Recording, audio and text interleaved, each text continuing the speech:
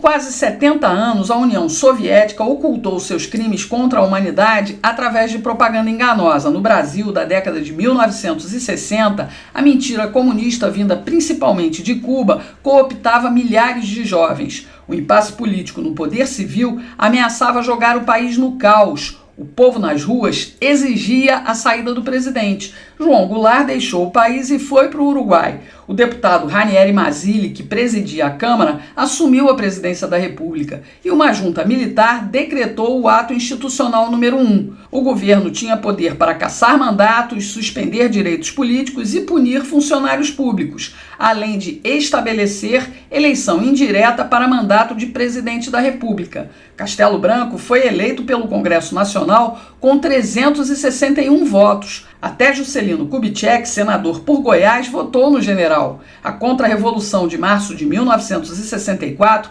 evitou que o país mergulhasse de cabeça no lado esquerdo da geopolítica da Guerra Fria. Castelo Branco era intelectual, estrategista e democrata. O general queria restabelecer a ordem, devolver o poder aos civis e voltar para os quartéis. Mas os tentáculos comunistas externos instigavam a oposição, que trocou o debate político pela luta armada. Em 1966, o atentado com bomba no aeroporto dos Guararapes, em Pernambuco, tinha como alvo o general Costa e Silva. Foi o gatilho para os militares estenderem a permanência no governo. Castelo esticou o mandato e decretou os atos institucionais 2, 3 e 4, que determinavam eleições indiretas para presidente e governadores, com apenas 2 partidos, MDB e Arena, e ainda proclamou a Constituição de 1967.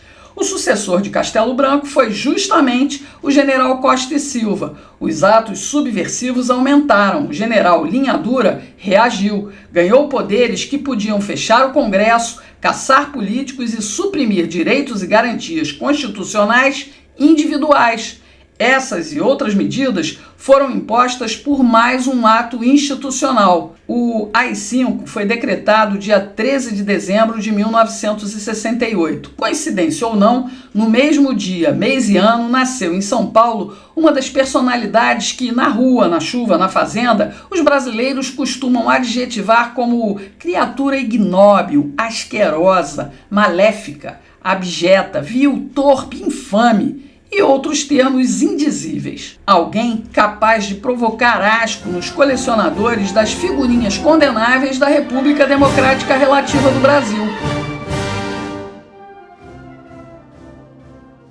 Alexandra de Moraes é o cromo 13.869. Apesar do selo Sórdidos Abominatio, é considerada uma figurinha sem valor. Embora ostente títulos de doutor e professor de Direito da USP e prefixo de ex de cargos públicos em São Paulo, a figurinha é repetitiva, tipo copia e cola. Talvez porque Moraes tenha sido acusado de plágio. No livro Direitos Humanos Fundamentais, publicado em 1997, Moraes supostamente teria copiado trechos de uma obra do jurista espanhol Francisco Rubio Lloyente, sem dar créditos. A denúncia manchou a exigida reputação ilibada, justamente num período em que ele disputava a vaga para ministro do STF. E Moraes chegou a ser denunciado ao Conselho de Ética da USP por plágio acadêmico.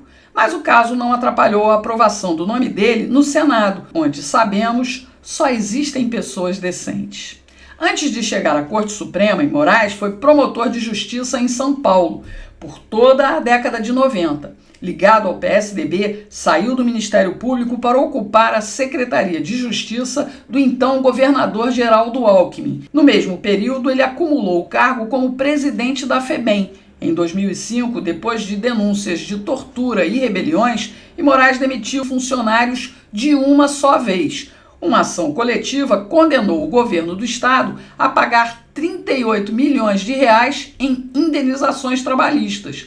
Moraes foi investigado pelo Ministério Público Estadual, mas o caso foi arquivado. Depois disso, Moraes virou supersecretário de Transportes e Serviços do então prefeito Gilberto Kassab. Na capital, São Paulo, o site BuzzFeed Brasil revelou que Alexandre Moraes acumulou um patrimônio milionário no período em que fez parte do CNJ, Conselho Nacional de Justiça, e que trabalhava na prefeitura com Kassab. De 2006 a 2009, ele comprou 8 imóveis, apartamentos de luxo e terrenos num condomínio dentro de uma reserva ambiental. Valor dos imóveis, R$ 4,5 milhões. O ministro afirmou que usou o salário de promotor de justiça, professor universitário e a venda de mais de 700 mil livros de direito. Segundo ele, todos os bens foram declarados no imposto de renda. A reportagem checou o valor de todas as certidões nos cartórios de São Paulo e Minas. Corretores de imóveis ouvidos disseram que os valores registrados eram menores que o preço real de mercado. Mas isso a gente sabe que é uma prática no Brasil. Um dos imóveis, num prédio de luxo, tipo 1 por andar, fica no Itaim Bibi, bairro nobre de São Paulo. Moraes pagou pouco mais de R$ 2 milhões pelo imóvel. Logo depois, em 2007, Moraes comprou outro imóvel alto padrão no Jardim Europa, 365 metros quadrados de área, andar inteiro e 5 vagas na garagem. É o apartamento onde ele mora quando está em São Paulo. O edifício Mansão Tucumã fica em frente ao Clube Pinheiros, que ele costumava frequentar.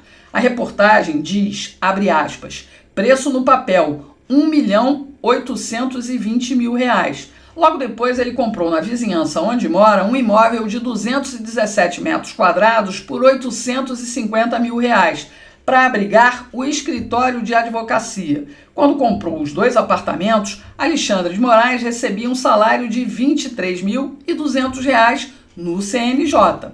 Nessa época, diz a reportagem, enquanto esteve à frente das pastas de transporte e serviços da prefeitura, acumulando as presidências da SP Trans e da SET, Companhia de Engenharia de Tráfego da capital paulista, Moraes adquiriu mais 6 imóveis. Alexandre de Moraes definitivamente tem talento para investir em imóveis. Em 2016, a Folha de São Paulo revelou que o escritório Barsi de Moraes, Advogados Associados, recebeu R$ 4 milhões da JHSF, empresa imobiliária investigada na Operação Acrônimo, que apura um suposto esquema de lavagem de dinheiro para campanhas eleitorais. O link dessa reportagem está na descrição do vídeo. Olha lá! Antes de virar ministro do STF, Moraes voltou a ser nomeado por Alckmin como secretário de Estado. Logo que assumiu, foi acusado de ter ligações com a facção criminosa Primeiro Comando da capital. A imprensa revelou que o escritório dele advogou em 123 processos cíveis para a cooperativa de vans Transcooper, acusada de lavagem de dinheiro para o PCC. Alexandre de Moraes disse que renunciou aos processos quando assumiu a Secretaria de Segurança Pública. Nem ele, nem seus sócios teriam prestado serviços aos acusados de fazer parte do crime organizado. O escritório atendeu apenas a pessoa jurídica da cooperativa. Segundo a revista Veja, até hoje, Moraes luta contra a pecha de advogado do PCC. Uma situação, convenhamos, muito chata.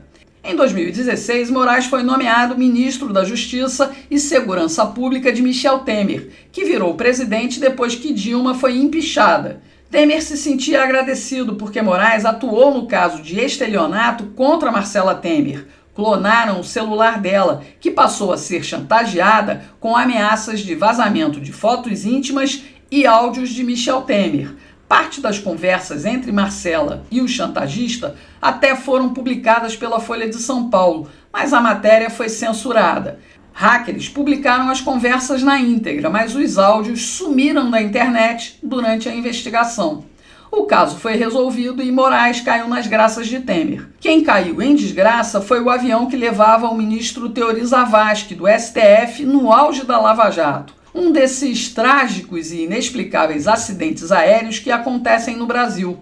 Azar de Teori, sorte de Alexandre. O presidente Temer o indicou para a vaga no Supremo e ele se desfiliou do PSDB. 6 meses antes das eleições de 2018, Moraes votou contra o habeas corpus preventivo para evitar a prisão de Lula. O ministro acompanhou o voto do relator da Lava Jato, Edson Fachin. Lula acabou preso, Bolsonaro acabou eleito presidente, despertando o ódio dos poderosos de Brasília.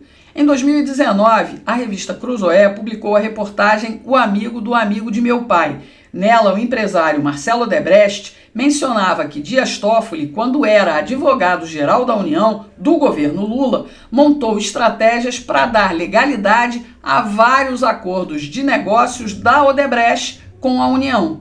Toffoli era presidente do STF quando saiu a publicação e não gostou nada. Pediu a Alexandre Moraes que apurasse as informações. Moraes ordenou que a revista Cruzoé e o site O Antagonista retirassem do ar as reportagens que citavam Toffoli, sob multa diária de R$100 mil. E Moraes também deu 72 horas para a Polícia Federal tomar o depoimento dos donos da revista, a quem acusou de fake news.